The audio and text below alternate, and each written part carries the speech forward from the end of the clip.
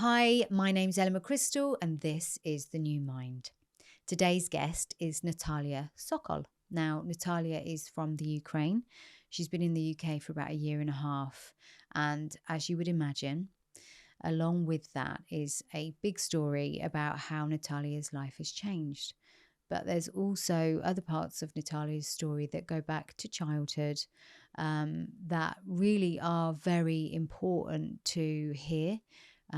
She's going to share lots of things today that might be relevant to your own story. And even if it's not exactly the same, I know you're going to be inspired.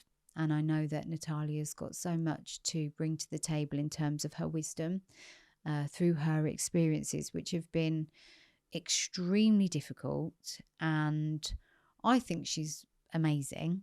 She's also very, very beautiful, which we just said about before we started to record, that can be a blessing and a curse, because depending on the person that you're talking to or that you're communicating with will depend on the experience you have. But there's so much to dig into today. So less of me and welcome, Nataliia. Thank you for being here. Thank you for having me today. Well, I did ask you to come on because I had some communication with you through Instagram. We know some of the same people, and talking about Jax Feely actually in particular, and some other people that we both know. And I know you've got this real story, and I follow what you do, and obviously I mentioned your beauty there because you are striking to look at, so it's hard not to notice you. But also you are so kind and so lovely. I know that you read my book, and I think one of the first conversations we had was just this. You were just so beautiful with your feedback and so kind, and it made me feel so lovely that I thought, here's a person that I want to talk to, and I wanted to share you because your story is, well, heartbreaking, but fascinating as well, just because of how you've managed to survive. And I think it's really important for people to hear. Now, I know that when I asked you to come on, one of the first things you said was, I've got such a strong accent being from Ukraine. And I just wanted to reference that because it's not a problem. We will work our way through it. So there may be times when you don't know what word to use or what I mean. And we will just work it out as we go along. Thank you. But you speak beautifully, so I don't think you need to worry about it. But it does show that you've only been here for a year and a half, as I said. You came here because of the Ukraine war. Yeah. But I actually want to go back a bit further. I would like to go back to your childhood. It's where I start with everybody. So if that's okay. Yeah. Tell me about the first sort of, I don't know, few years, maybe from birth, teenage years. What was life like for you growing up in Ukraine? Yeah. So basically, at first, I thought I have very nice family, very lovely family. But then suddenly I recognized that I was sexually abused by my brother, 5 years old. Wow. Yeah. That's really tough. Then I was abused him physically and emotionally until 27 years old. Was that your brother as well, or was that other people in the family? No, it was him. It was him. So from 5 years old, he was sexually abusing you, and varying forms of abuse continued until you were 27. Talking about sexual abuse, it was probably, as I remember, because time to time, our brain just clean mind. Yeah. So from what I remember, it was probably 1 year, maybe 2 years. Yeah. But because of my father, he loved me and he taught me how build the boundaries. Yes. It actually helped me on that time, said him, no, I don't like it, I don't want it. Right. So you were actually very young, but your father was, I guess he didn't know about what that was happening to your brother, but your father was teaching you about boundaries, and you were able to use that with your brother to stop. I don't want you to do that. However, he was still physically and verbally abusive. Is that fair to say, for many years? Yeah. Because my father later, he became an alcoholic. Yes. And exactly at that time when I need him, yeah, I want to talk with someone. And I found out about this at 10 years old. I was small. I didn't know what's happened to me. Yeah. So around 10 years old, I recognized that I was sexually abused, Yes. and it was terrifying. Yeah. I thought I am dirty, Yeah. like a black sheep, Mm. and I just want to take this skin off from me, Mm. which is impossible. Mm. And I closed myself. Mm. And I thought my father would help me, but he became an alcoholic. So he wasn't available. Yeah, exactly. He wasn't able to support you. Yeah, and it was continued for years. And suddenly, I just gave up on him. Mm. How old was your brother, if you don't mind me asking? How much was he older than? Well, I Yeah, assume he yeah. was older. So that is 8 years between us. I'm 32. Right. So he was significantly older, and therefore had a substantial amount of power in that sense. Because that's a big difference for 5 and then obviously 13, and very, like you say, very confusing. And because of the way the brain develops, we don't always understand what's going on until we get a little bit older. And then when you have that realization that this has happened, children self-abandon. They aren't able to analyze information properly, so they do look at themselves and say, I'm dirty, there's something wrong with me. They don't necessarily have the ability to say, hang on a minute, what's going on for my brother that he's doing this to me? We can't do that at that age. And so if you don't have safety and you don't feel like you've got anyone you can tell, if you don't know that you are allowed to tell, then you're dealing with that on your own as a young person. And of course, the brain adapts to that. So very complex, difficult things to be dealing with so early on in life. How did you start to realize, okay, so he's not sexually abusing me anymore, but there's this other type of abuse and control going on? At what point did you sort of realize that that was also really bad, with your brother? Because sometimes emotional abuse, coercive control, they're not as easy to understand as abuse, especially going back a few years. We didn't know so much about those things then. So how did you deal with that? What was the sort of situation like for you? Was he living with you? Were you? Yeah, he was living with us time to time, and then he was in the prison, then came back again, and he has been in prison 3 times. Right. And every time when he came back, he wanted money for drugs, for alcohol. Mm-hmm. So literally, he just burned his life. Yeah. And obviously, he didn't have this money. He asked me, you have to give me money or I will burn this house. So that's how he emotionally abused me. So he would threaten you? Yeah, and even physically. Because I remember we had an argument and he just took my fingers, put them in the window and closed this. So he was just violent. And, yeah, exactly. And an addict as well. Like clearly problems for himself, but no excuse for what he did. So this goes on until you're 27 years old. Not long ago, actually. Yeah. You said you were 30? Till 27, yeah. How old are you now? 32. So it's really only 5 years ago that this stopped. That is exactly when I start my therapy. Yes. Because I had enough. Yeah. And I want to children, but I don't want to give this trauma to my children. So you've done the work. Yeah. And I feel from what you said to me off camera that you were kind of dealing with that.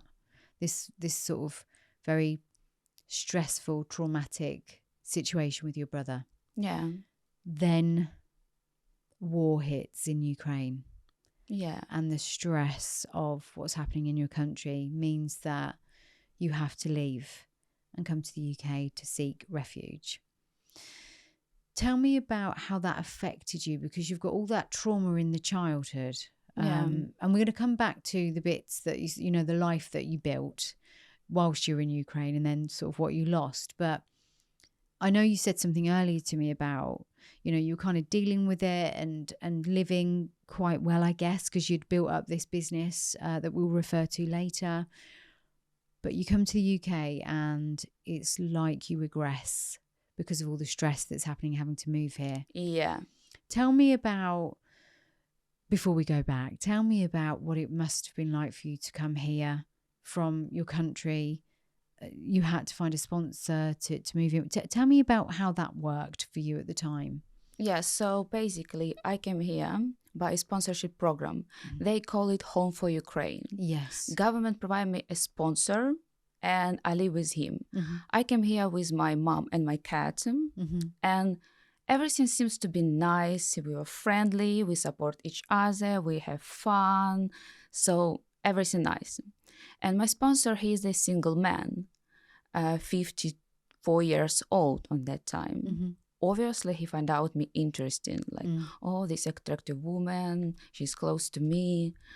And unfortunately, my sponsor, he is an alcoholic and he has mental problem.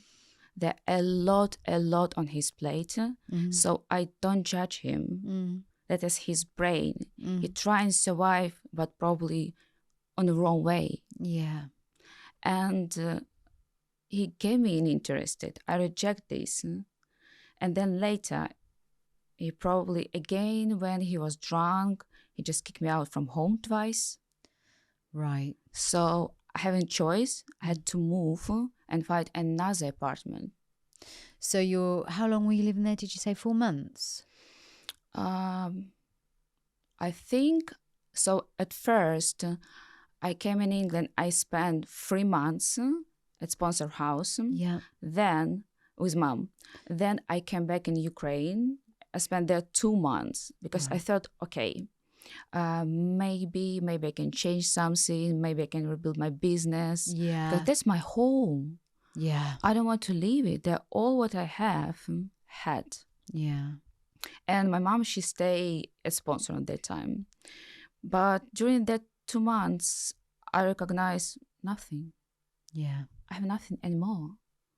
Life never would be the same. Never, ever. So I just lie in a bed without electricity, air alerts every time. And I think, right, I have no choice.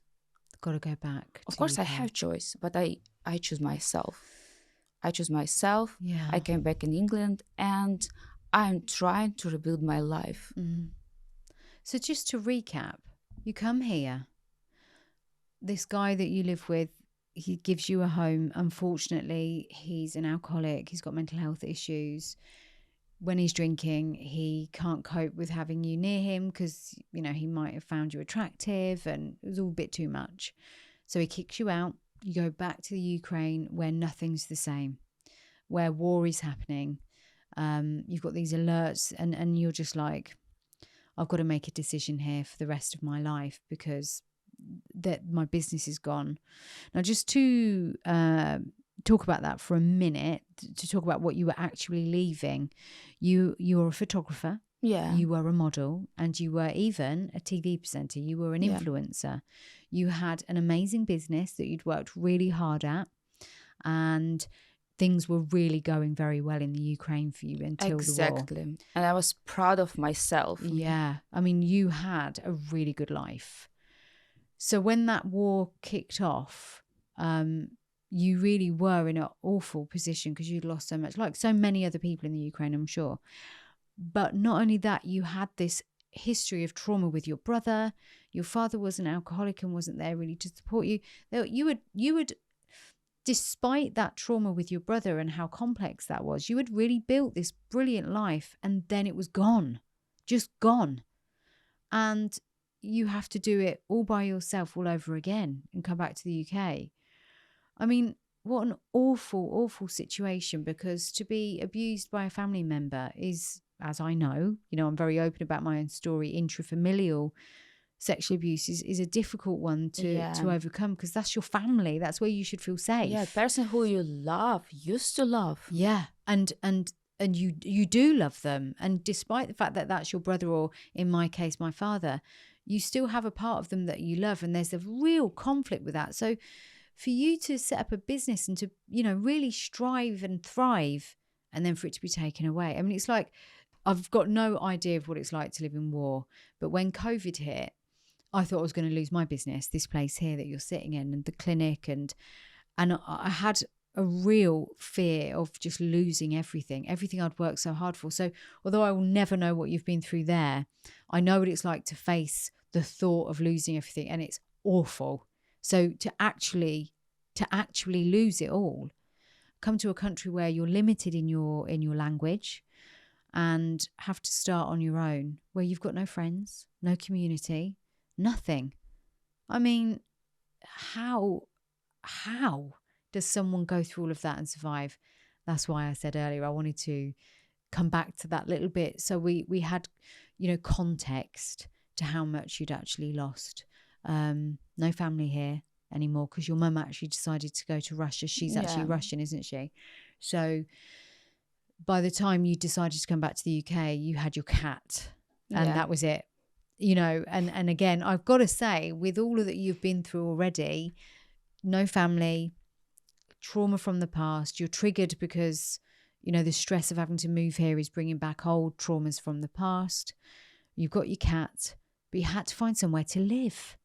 Tell me about how difficult that was for you, just coming back to the UK after that whole situation, being kicked out and then go back to the Ukraine. What was it like having to make that? So basically, I came back in England and then my sponsor kicked me out twice. Oh, I see. So you actually came, he didn't kick you out until after you come back. Thank you for correcting me on that. Yeah. So you actually thought you had somewhere to come back to, but then he kicked you out. Yeah. Got you. So you've made the decision to be here. He then kicks you out. Sorry, that was my bad. What do you do next? So I find an apartment immediately. I was desperate. Yeah. I don't think like I was, this apartment or this apartment, I don't like this car. No. If someone may say, you can live here, I'm like, yes. Yeah. Yes. So anything. Because everyone said me no. Everyone reject me. I don't have history. I don't have credit history. I don't have education history. No review. Who I am? Refugee. Wow. So how did you find somewhere? Because you had no money either, I'd imagine. I saved some money, but there wasn't a lot. So that's why I can't find like a proper apartment. Yes. All what I can have is just room. Small room. Single room. Which I obviously find at the time. Yeah. And then because you had your business and you come here and you are a photographer and you're obviously wanting to do that, that's what you do, and modeling and so on. How do you then, make ends meet? So make your money, make your living. What happened then? Yeah, so I tried different sites, apply there. Who need photographer, who need a model, who need, I don't know, actress at least. And there wasn't a lot of suggestion, just few. And that is not enough for living. Maybe today, maybe next week or this month, I would have enough of project. And next month, nothing. But I need to pay a bill. Yeah. And I was very anxious about this. Yeah. I feel like, what should I do? And I tried to find a job. But again, because of the language barrier, because I don't have any education, any diploma. Now I have a diploma, I have master's degree of economy, but in my country. Yeah, it doesn't transfer all the time, does it? No. So the last decision was Tesco, and I decided work nights during the weekend, and then during the week, do photography and other projects. So you were then having to, you've got a master's degree in economy in your country. Yeah. You've obviously built up a business in your country. And then you're having to really think, how do I survive? And you're taking on jobs that they're really honest jobs. I don't want to knock them at all. But for you, having had your own business and, being an educated person, you have to make decisions which are about, okay, where's the money coming from? And you worked, which allowed you to then continue to focus on your projects. More power to you, because a lot of people would give up. They would have given up in childhood. They might have turned to alcohol and drugs themselves. They would have maybe given up after being, thrown out by their sponsor. They would have maybe gone and looked at benefits and what they could do to survive there and perhaps got into the wrong crowd. But you were just very sure of what you needed to do. Where did you find that strength, that ability to keep getting up out of bed every day and keep trying and keep pushing, because it's not easy. You know, you had, in my opinion, probably, no doubt, complex PTSD from childhood. Your father, as you say, was an alcoholic. Your mum went to Russia. You're on your own. You've got a cat that you need to also find someone to look after while you find the house that you can bring your cat to. You've got the trauma of what's going on in your country, the trauma of losing your business. And yet, here you are, getting up day after day, working, building projects, reaching out to people. Where do you find that? Like, how did you do it? So I need to say that is what I credit my father for. Mm, Yeah, he became an alcoholic, but that is not whole story. no. So he was very, very intelligent person. Mm, Everyone respect him. He was my hero. But then, yes, suddenly he became an alcoholic, mm, and I gave up on him. mm, But later he fell in coma, and then when the doctors say to us he has a tumor for ages, so that was the reasons why.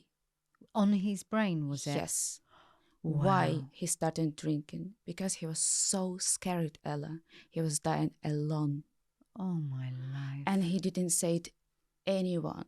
He kept it to himself. Yeah, for ages. And was the most probably devastating thing for me, because I gave up in person whom I love more than anyone else, but he was dying alone at that time. Wow. And if I would knew, I would spend time with him even in he drunk. Yeah. But that was his last days. That must have really broken you, Yeah. actually, because you didn't get the opportunity to be with your father, because he was he, I know when people are dying, they're scared for people to see them as weak. They don't want to be vulnerable with their children. They want to be remembered a certain way. And so they kind of shut off and push people away. Is that what you feel your father did? Yeah, I think so. But in the past, when I was child, I thought, why he choose an alcohol? Yeah. Not his family. So I was offended. Yeah. Because you couldn't make sense of it at Yeah. the time. And then when I found out about this, I felt guilty that I left him alone. Yeah. So you had to carry that. Did he survive that, or is he still with us, or did he pass away? I think I understood his choice, Yeah. but it's still painful for me. Of course. Because I can't change anything anymore. Yeah. And I still love him. Did he die, or is he still No, here? he passed away. So when did he pass away? 11 years ago. 11 years ago.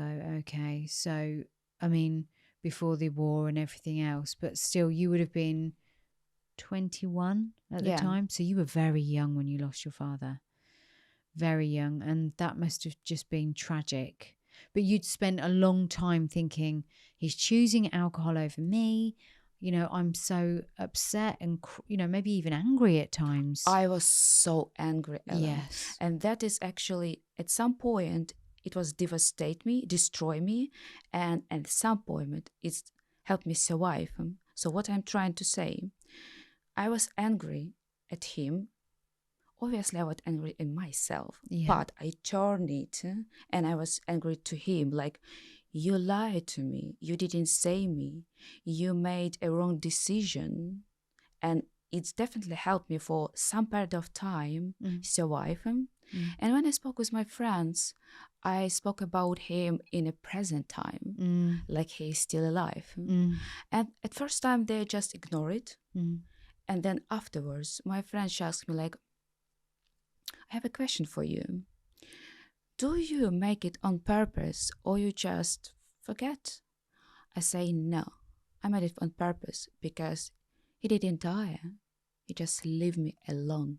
Yeah. So that's how angry I was. Yes. And then already later, during my therapy, we understood that I angered to myself, that I gave up on him Mm. during his alcoholism. Mm-hmm. However, I'm going to say here, you gave up on him at a time where you were very young. You didn't understand why he was turning to drink. He didn't tell you that. You didn't know. All you knew is that your dad, who was your hero, wasn't there for you anymore. So the anger that you felt at the time and the decisions that you made at the time were at a time before your prefrontal cortex is even fully developed, which is that front part of the brain. Yeah. But also, you were making those decisions based on what you know. You now know about the brain tumour. You knew after he died about, but that wasn't something that you had at that moment in time. Yeah. So you could only ever feel the way you felt based on what you knew.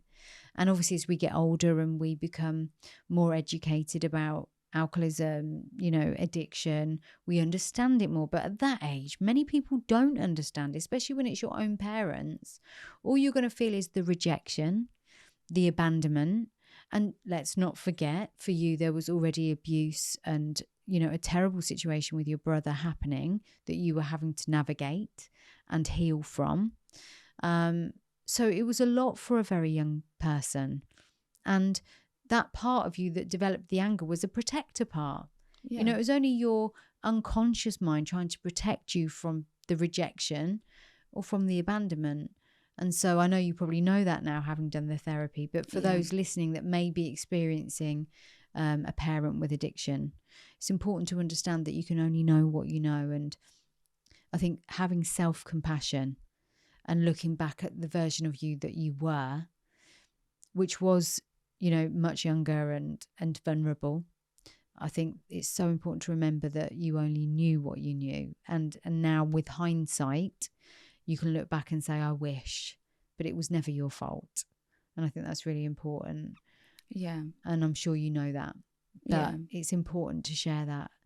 And, how multifaceted already your life has been, so much to deal with: abuse, addiction, grief, and war.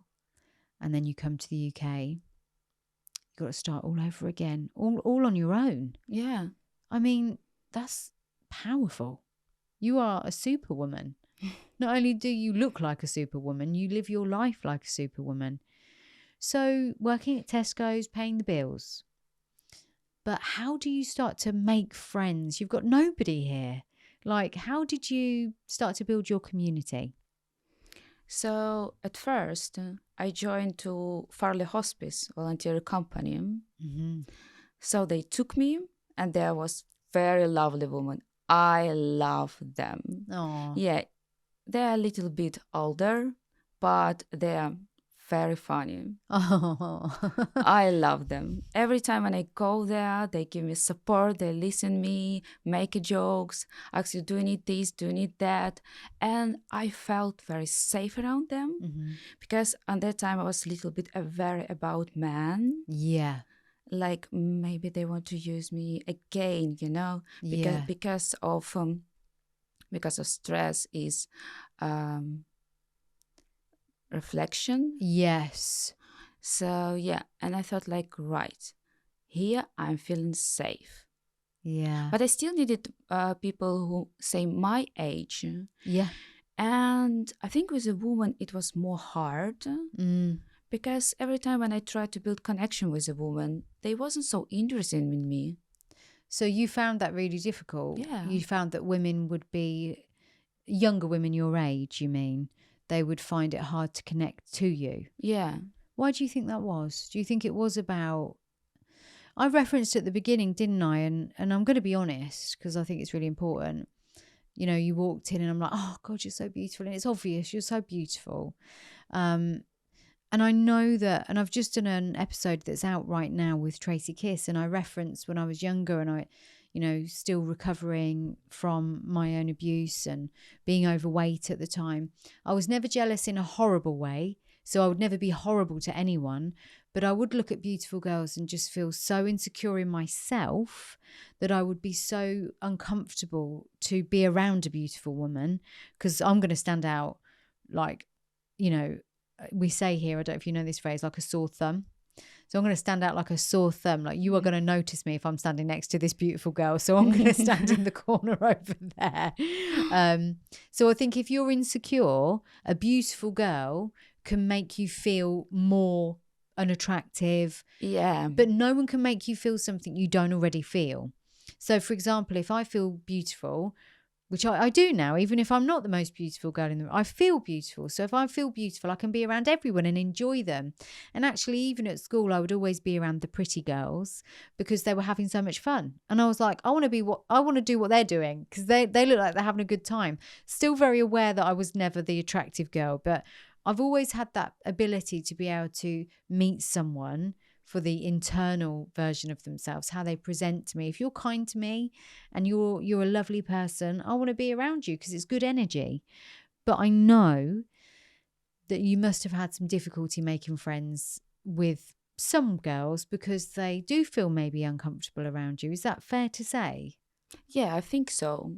But also, I think on that time, it was very, very hard time for me in general. I think maybe 1 year because I was up and down. In your own mental health? Yeah, everyone want to be around positive people. Yeah. And on that time, I really needed people around me. Yeah. And not like, oh, let's meet next month. No, I need you right now. Right. I need you right now next to me, not on the phone. Yeah. I want to grab you on a coffee and handle your hand. Yeah. And maybe just be in silence. Yeah. That's what I needed. You were so anxious. Yeah, I was so anxious. I was so lost. And I really needed people on that time. And people whom I had on that time, they didn't have a lot of times. Yeah. They couldn't give me this. Mm-hmm. So, and also up and down, it was hard for them. Yeah. So probably they was aware of me. Oh my God, maybe crazy woman, you know. And I felt crazy woman. Like, well, you would have been. I mean, let's face it, what you were going through would make anyone be up and down. But actually, when you've got no friends, like if you're up and down and you're around friends you've known for years, you've got your safety net. But when you haven't got anyone and you must be going through so much in that first year, I mean, let's face it, it's still only been a year and a half since you've left Ukraine. I can only imagine it must have just been such a horrible, horrible, difficult, challenging, scary time. And how did you then find your relationships with men? Because like you said, you referenced there starting to work for the hospice as a volunteer. yeah. You had some sort of like, oh, I don't know if I can trust men. What, after with your sponsor, he sort of got attached to you in the wrong way, and having been sexually abused as a child and not knowing how to maybe make friends with men. How did you find your people that you could trust? I know you had some older people there, but did you start to make friends with younger men, younger women of your own age?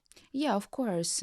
But I think if we would talk about men, I was more push them. Push them away. Yeah, push them unconsciously. Yeah. So I thought my behavior is fine. I'm lovely. I'm charming, which I am. Yes, you are. But but unconsciously, I pushed them away. Yeah. And they felt rejected every time. And I was wondering, why are they rejected? I'm normal. Because I didn't recognize this. Yeah. Yeah. I used to believe I healed as much as is possible, but because of the stress, Yes. it brought me back Yeah. to my childish behavior. Yeah. And I started to project this childish behavior. Yeah. Like push and pull. Push and pull. You want them, but then you're too close. Yeah, and I Yeah. was scared. Like, what if? What if? Yeah. And what were you scared of? That they would hurt you? I think so.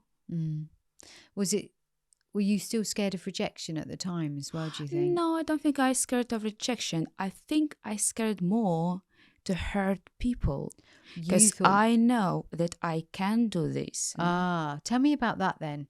What makes you think that you can be the one that hurts them? What kind of things have happened? So this was recently during my therapy, because I still do this.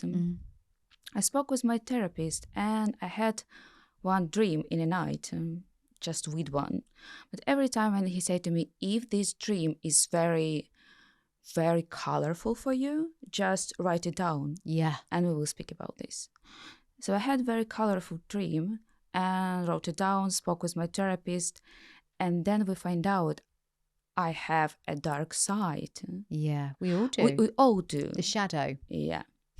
So, yeah, I try to control this, Oh, but it still exists, you of know? course. Of course. So I know that, for example, oh, you hurt me, so I will hurt you back. Yes. That's normal, natural way, Yeah. but I don't want to follow this way. Yeah. If you hurt me, you have your own reasons for this. Definitely. That's your shadow hurting me. Yeah. Yeah. You have your background, Yeah. and maybe even worse than mine. Yeah. And if I would hurt you, I would project my background. Yeah. But I don't want to do this. So that's why you were pushing them. Then my dark side would control me. No, I don't want this.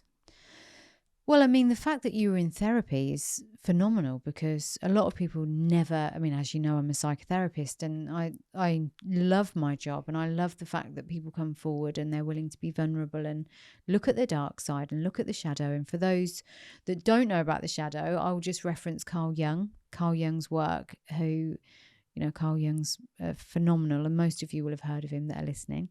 But he talks about the personal shadow and the collective shadow. And how we are, and actually interesting, you've got your personal shadow there that is your trauma, your abandonment, you know, attachment issues as a result of that. But collective shadows are about religion, war, what's happening in our community, society. So you're going to have lots of kind of dark spots there to deal with.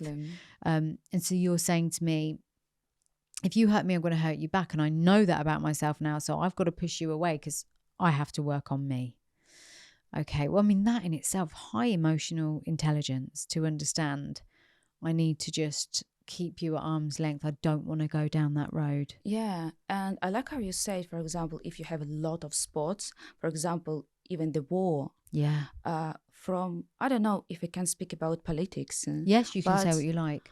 But I don't understand. No, I understand these people, but I don't want to follow this way. What I'm trying to say, so because of the war, and they destroyed a lot of territory in my country, almost third part of our country. And if we measure this, it's like a whole United Kingdom. Wow, it's a lot. That's a lot. How many people died? Yeah. I even can't find the right word for this because it's terrifying. It's horrific. Yeah. And so because of this, our people, they started hate them. Yeah. And they wish death to them. Yes. Like pay the same ticket. Yes. And even to children, you know. Yeah. And I have seen these deaths because I have been there. I have seen this war. Yeah. And this terrifying, but I can't say I wish you dead as well. No. Because you made this with my country. Yeah. I can't say this. It's such a horrible thing to have to go through. You know, just the thought of what's happening to your country and then, you know, people feeling hatred towards another country as a result of that. But there's deaths on both sides. And, you know, like you say, you can't wish for that. You don't want that to be the dark spot within you because you're the only one that carries that. It's like the Chinese proverb about anger when they talk about, you know, when you're angry, it's the poison that you carry. Nobody else suffers from your anger. And it's about understanding, compassion, you know, not only compassion for yourself, but compassion for the world. You know, I always think that it's easier said than done, of course. You can't just be compassionate straight away if there's personal loss and grief and, you know, you would have experienced that. But it's always working towards that, isn't it? I think trying to find the understanding so that you can release yourself from the anger. And it appears that you've done that throughout your entire life. It appears that although at first you were angry with your dad, when you understood, obviously you let that go. You might still be angry with your brother, I'd assume, that there's still some things there. But I also know from the conversations we've had that you've probably tried to understand your brother. Is that fair? Yeah, and we spoke with my therapist about my brother, and I think I let it go because he say, "What would you say to him if you Mm. met him?" We never actually spoke with him about what's happened. Yeah. That I still remember about this, Yeah. and what I would like to say him, look, I remember everything what you have done with me, Yeah.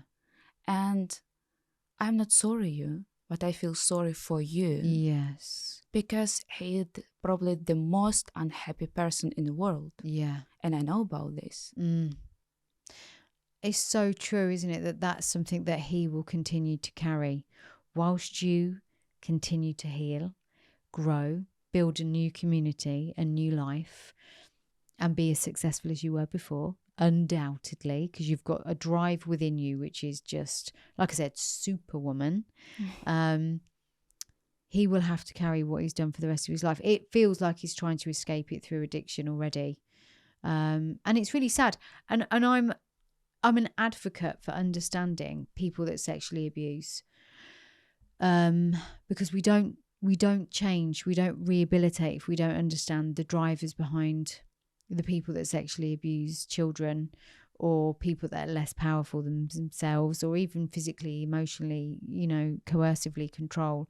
I think the only way that we'll ever really understand abuse is when we try to take a step back and study the abusers and thoroughly, spend time understanding and showing a bit of compassion. Because I think I've said this 1,000 times already, but I don't believe people wake up one day and go, do you know what I'm going to do?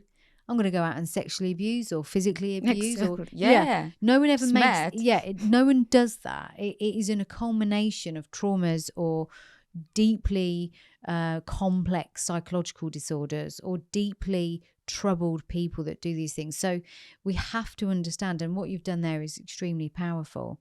And I know when I wrote the book, and I know you brought the book and you saw some of the reviews of the book and so on, and you said to me earlier on today, you said, I wanted to get a message out there to other people that have gone through this, because you'd seen that people are, oh, thank God this book's come along. Yeah. It's been really helpful.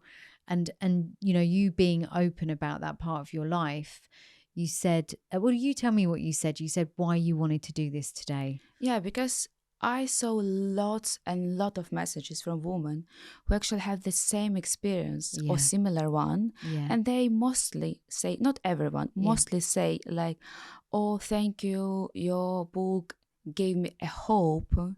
And I also hope one day I will start to live my life. Yeah. So they just waiting for that moment, Yes. healing moment during the journey. Yeah. And me, I'm here like example that you can live your life even when you are healing during your journey. Yeah. It's possible. Enjoy your life. Yeah. Because time is going.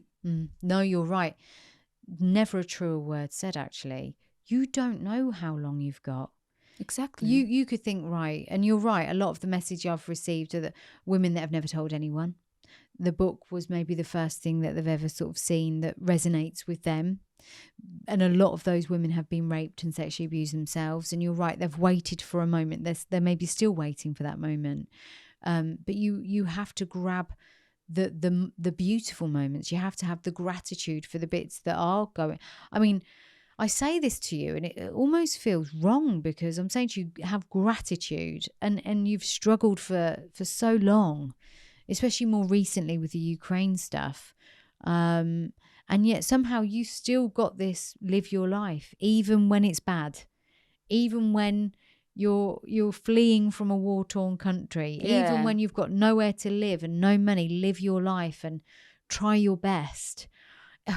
If you can do that with all of those things in your way, those obstacles, then you really are a living testament to how it can be done.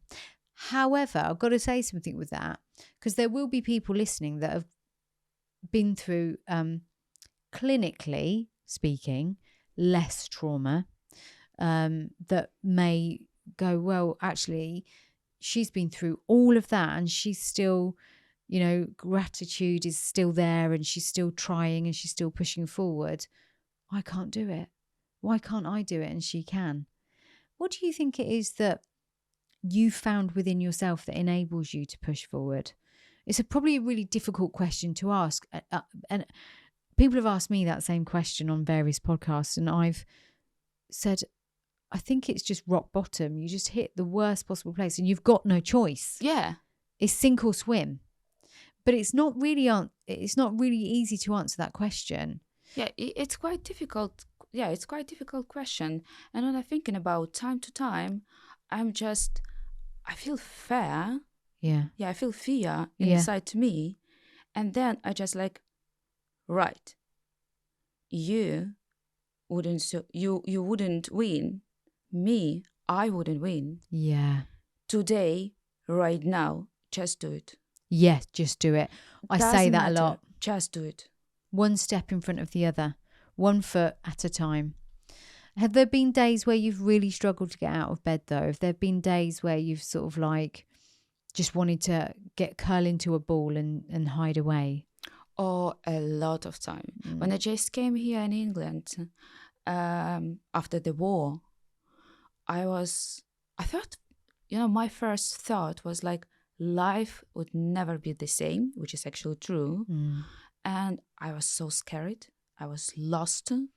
And I used to learn English in my country, but American one. Yeah. And when I came here in England, first I was scared, depressed.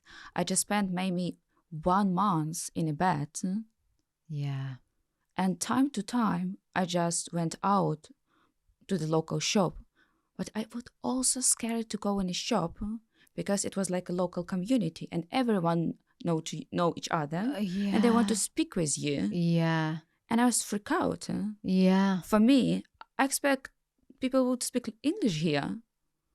But that is British. And for me, it was quite noisy. I was like, oh my God, what kind of language is it? Yeah, it didn't feel the same. It's not English. Yeah. What kind of language? I was scared to go in a shop. Oh, that must have been actually thinking about that because, as you will know, the English are not notorious for speaking several languages. We tend to only speak English. So if ever we're abroad, like we know the basics, English people do not bother learning languages. And if ever I've been in a country where I don't speak the language, I get scared ordering something in a restaurant, like, oh, they're going to think I'm silly and I'm going to get it wrong and I'm not going to understand what they're saying. And thank goodness for Google Translate, because that obviously helps. But I can only imagine, like, that's on holiday. You're only there for a week or two. And if you're not confident with languages, okay, it won't be hard. We'll work it out. But if this is where you live and going to the shop is scary, that is challenging. Yeah. I mean, I think we forget because obviously the UK, we have a lot of diverse people here. We've got lots of people with lots of different languages from lots of different places. And we sometimes maybe take it for granted that, oh, well, just get on with it. Good old crack on. But actually, it's really scary, isn't it? Yeah. But I remember when I went to the shop and I spoke to the people, I think like, right, there is my time. And look, more than 1 year, I have a podcast with you.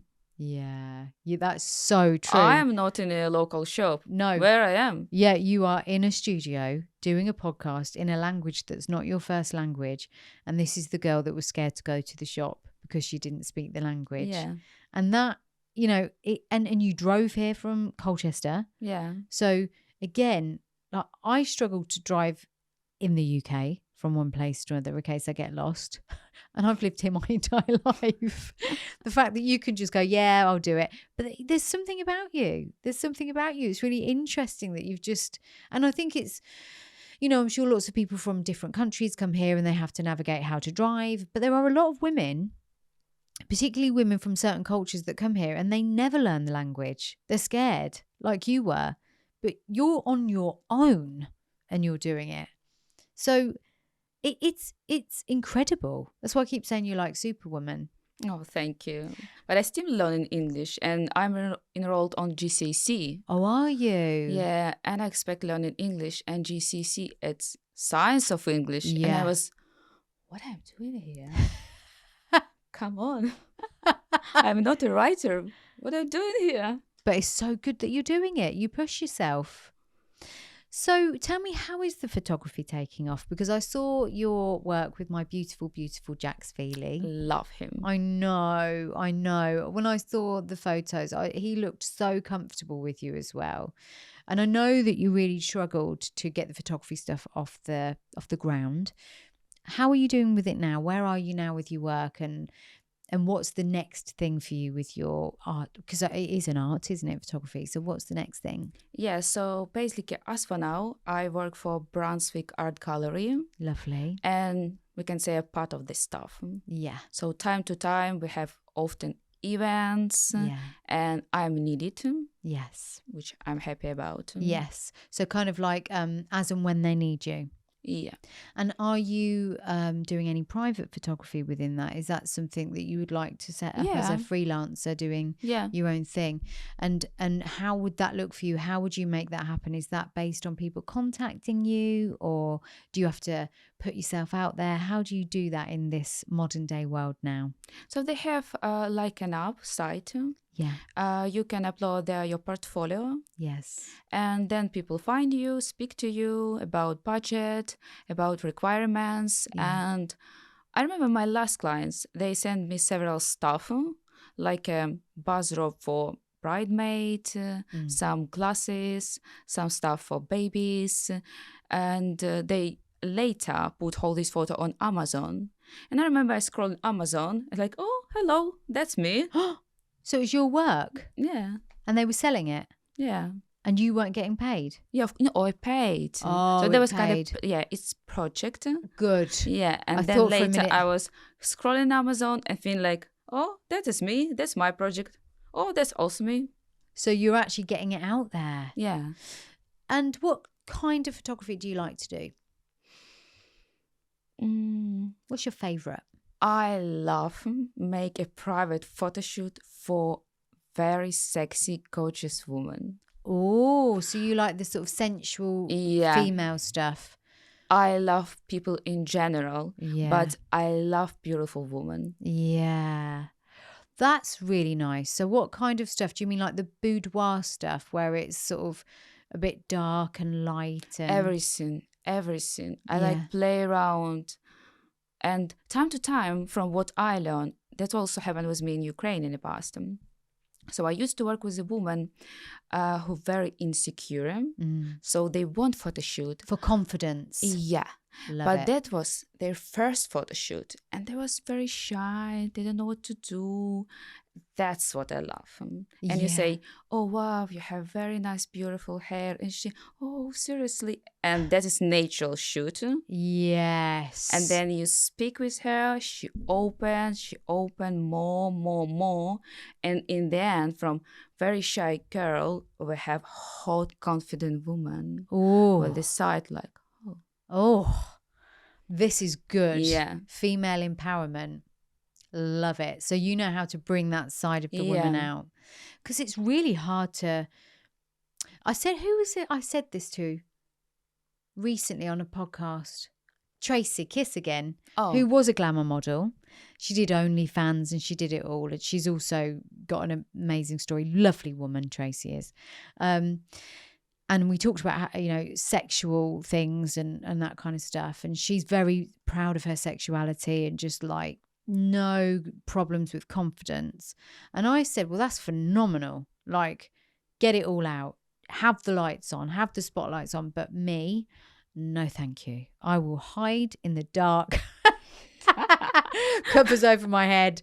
Don't look at me. Don't look at me. So the fact that you've got that thing where you can bring the confidence out and make women feel beautiful who may not feel beautiful, I just love that. I think that's really beautiful to share not only your beauty, but also the inner beauty of other people and let that show on the canvas. Yeah, and then afterwards, when they see result, they shocked, they impressed, like, oh my God, that is me. I Yeah. can be like this. Yeah. Say, of course, that is whole you.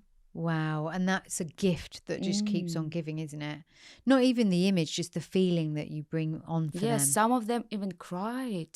Can you Yeah. imagine? Like, I couldn't imagine that I can look like this. And she cried. For me, it's the best gift, their That's emotion. beautiful. Beautiful. And obviously that makes you feel proud of yourself because you've been able Yeah. to do that with them. And that's really, I would imagine, quite difficult when someone's so nervous and so insecure, to get them to the place where you bring out that sexy side. Can't be easy. But Yeah. you've obviously got something about you, again, that allows you to be able to do that for other people as well, which is lovely. So if people hear this and they say, I want to come and see Nataliia and do some work with her, would they be able to work with you? Would they be able to contact you and get you as their photographer? Yes, always welcome. Oh, I love this. Now, how would they find you? What's your, for, I know what it is and we'll share it on all of the platforms. What's your Instagram handles so they can come and find you? So yeah, I have Instagram, my own Instagram, or my Instagram where I have some samples of my work. Brilliant. What's your handle? What's your name on Instagram? Is it My Nataliia? private one. Yes. Tesoro Pella. And your, which we will share. And what's the one where they can see all your work? Video Sokol. Video Sokol. Okay, so I will put them on the podcast so people can come and find you. Oh, I appreciate it. Yes, because I really would love to see you flourish with your work. And I know you're working for other people, but I think women that are listening to this that want to invest in a photo shoot for themselves, it would be lovely for them to be able to spend that time with you. And do you have studio spaces or do you travel around? I travel around, but I know one people. He's also photographer. Yeah. And we time to time work together. Great. And also I have makeup artist diploma. So you do their makeup for them as well? Yeah. So you do the whole package? Yeah. So some of them is very unconfident, and that is better for them to work with one person. Yes. So that's why I can provide. Yeah. So you do the makeup, you do the photography, you do the confidence for them when they're there, and then they end up with the most beautiful images. That's beautiful. Really lovely to do that work. And then when you had your business in the Ukraine, you said they're about being an influencer, doing some presenting work. What was that for? And would you like to get into that again? I actually wouldn't like to do as a presenter. Yeah. I don't know why. It's kind of stressful. Yeah. Because when you do this recorder, people watch you. Yeah. And they, like, they don't listen to weather. They just watch your body, Yeah. how it looks like, and it's just something what I don't like. Yeah. You don't want that anymore. Mm-mm. You'd rather be behind the camera now. Yeah. And that's just shows that that's the artist in you. You know, you're more of a creator perhaps now than ever before. Yeah. And also I do art, oil painting. You do painting as well. Yeah.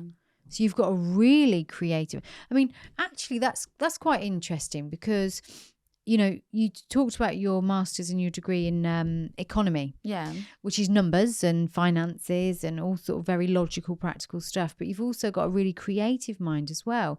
You don't always see the both. You don't always see someone who's really artistic as well as really practical and logical. So that's quite a gift in itself, isn't it?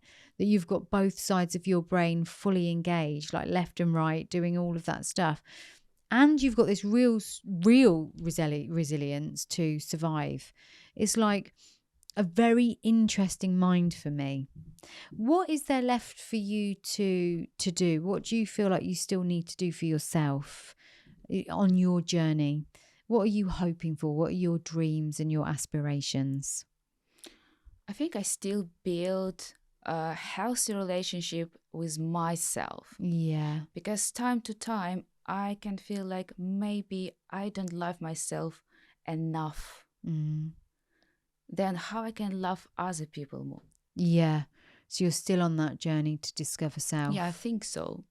Well, if you would ask people around me, they wouldn't have said like, no, Yeah. she's all right. She's the most Yeah. lovely person. But somewhere deep inside. I think Yes. that is something where I struggle with. Yes. It's almost like, I think for you, there's always that little part of you that's going to be fearful of judgment, rejection, and also of your own inner child with that kind of wanting to get you back kind of thing, wanting to Yeah. attack you back if you attack me. Um, and I think it does stay with us. One of the things that I always say to people is no one's ever fully healed. Like, that is a myth. Yeah. You know, to try and aim for perfection is always going to leave you feeling like a failure. So it's about accepting that that part of you is there and owning it, being authentic about it and saying, yeah, there's still some work to do. I'm not fully healed. As you've sort of said there's still some self-love work to do, but it's okay. And as you referenced earlier, it's okay to live your life and to be grateful and to make the most of everything, even if you're not fully healed.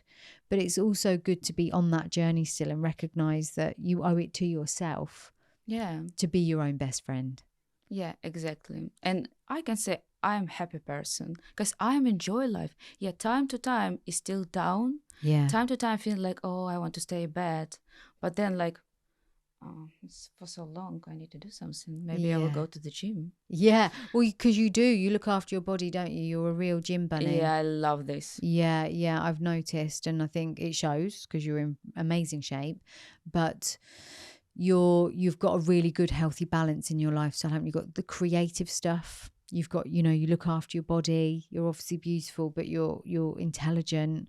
You've built this community through your volunteering. Tell me the name of the hospice that you help again. Farley Hospice. Farley Hospice. And what do they actually do there? What's the volunteering work? Is it people that are struggling with cancer? Or? Yes, exactly. Right. Okay. So how does it looks like?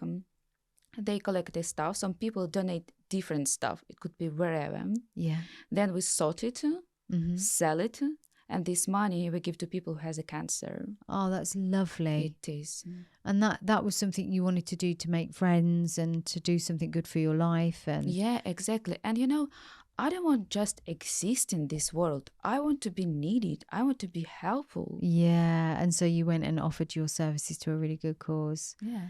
And that was that was during a time when you had to work at Tesco's, and you know, again, there's nothing wrong with that, but it was different. It was different for you to do that type of work, and you were volunteering, and you were still doing all the photography. So you kind of just you came here and you really made that decision to make it work, and you have. And I know you've only been here a year and a half, and there's still so much to do. And there's so far that you can go with this. But I hope that people listening understand that no matter what you're going through, there's always a part of you that can come forward. I always say this, you could have 5 or 6 parts subconsciously showing up at once. The inner critic, the anger, the anxiety, the love, the gratitude, they could all exist together. And sometimes you've just got to bring the love and the gratitude forward. You know the other parts are there, but they're in the background. Yeah. You know, listen to the love, listen to the gratitude, listen to hope. And you have done that, and you're here today because of it. And I just want to say thank you for coming. I know you had a long journey to get here. I think it's a couple of hours, isn't it, Colchester? Almost free. Almost 3 hours on a Saturday in the cold and the dark. You've come all this way to be on this podcast. And I really want to say thank you for that. It's worth it. Oh, and Believe me. it will be worth it for the listeners as well.